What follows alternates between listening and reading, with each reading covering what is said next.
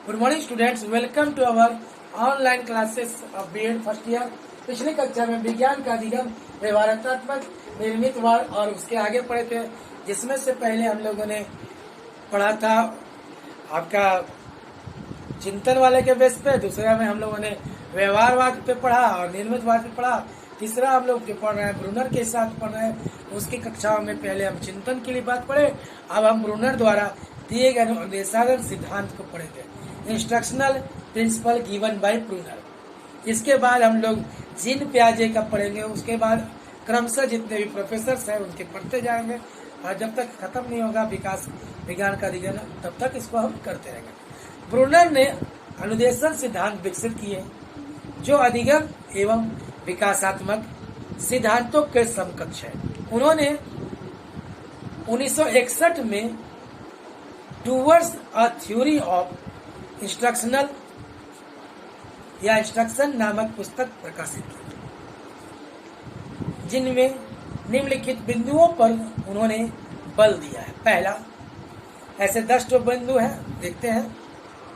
पहला, छात्रों में सीखने के लिए पूर्व स्थिति विकसित किया जाए, अर्थात शिक्षक को छात्रों के सीखने के लिए उद्दीपन उपलब्ध कराना चाहिए जिससे छात्र सीखने को अभिप्रवृत्त हो सके, या to set the stage for learning, यानी ऐसा टीचर को देना चाहिए जिससे कि बच्चे सीखे।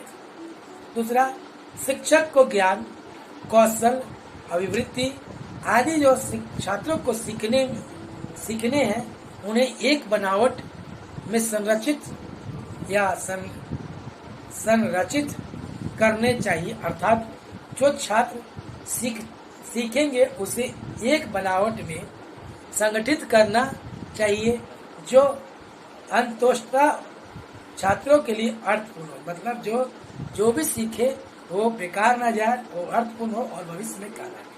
विषय वस्तु को संरचित क्रिया करने से छात्र निगमनात्मक, आज्ञानात्मक विधि से सीख सकते हैं, मतलब सरल से कठिन और कठिन से सरल, या उदाहरण देकर विशिष्टता से सरलता की।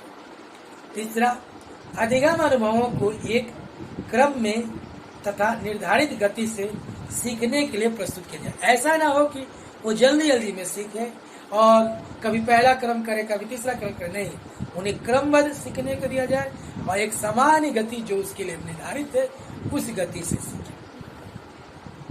अगला, छात्रों को आवश्यक प्रबलन दिया जाए जिससे छात्र उसके आंतरिक एवं बाह्य दोनों पुरस्कार हो। शिक्षक दे तो उसके आंतरिक विकास भी हो और बाह्य विकास भी हो। अगला, अधिगम एक निर्माणात्मक क्रिया है जिससे जानने वाला सक्रिय भाग लेता रहे। ऐसे कार्य दिया जाए जिससे कि बालक सक्रिय रूप से किसी चीज में भाग ले।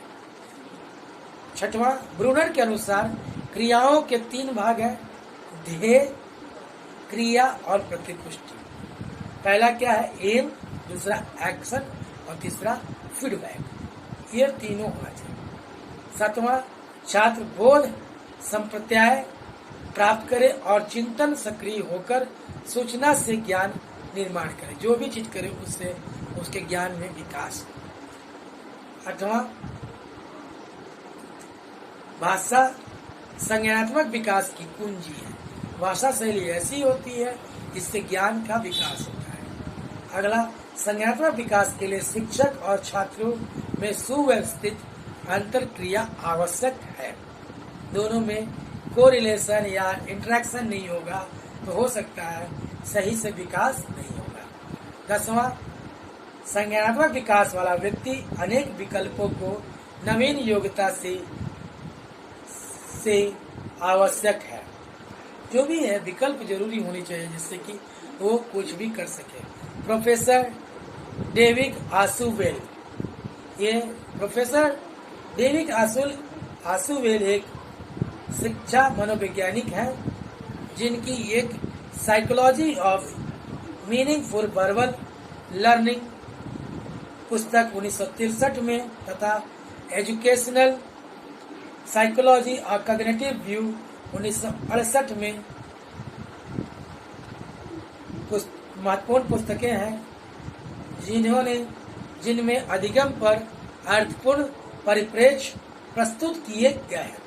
प्रोफेसर आशुबेल ने छात्रों में संज्ञानात्मक विकास के लिए शिक्षण प्रविधि प्रस्तुत की है।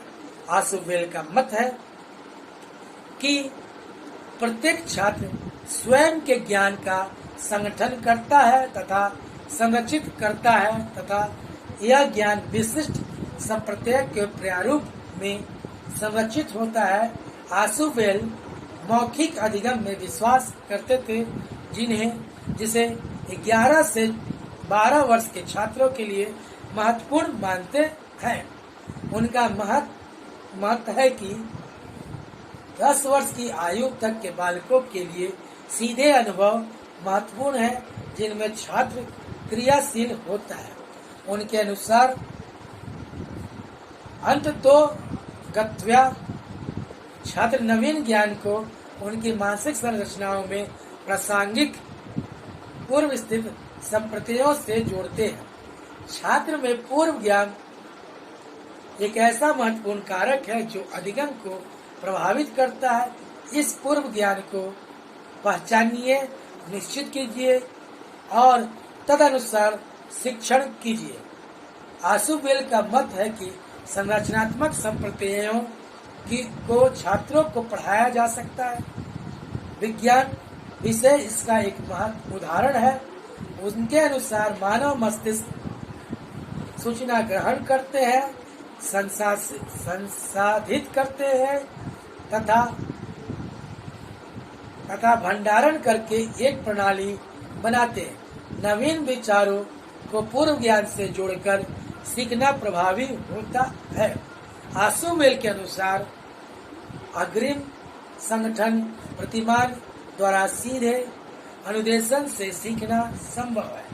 इस विधि को निगमनात्मकता यानी निगमनात्मक शिक्षण कहते हैं। इस प्रविधि में सामान्य से विशिष्ट की ओर अधिगम होता है। इस प्रविधि में शिक्षक पाठ के अमूर्त संप्रत्यय द्वारा पाठ के सामान्यीकरण प्रस्तुत करता है। दूसरा, शिक्षक मुख्य शब्दों को स्पष्ट करता है। तीसरा, शिक्षक उदाहरण प्रस्तुत करता है। चौथा, शिक्षक विशिष्ट उदाहरणों के साथ कार्य करता है। इस प्रकार आशुबेल ने संज्ञानात्मक संरचना और मानसिक संरचना पर बल देते हुए कहा। इसके बाद हम लोग पढ़ेंगे जिनेवा स्कूल, जो कि जीन पियाजे का योगदान है।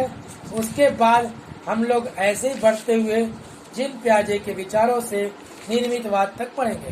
धन्यवाद।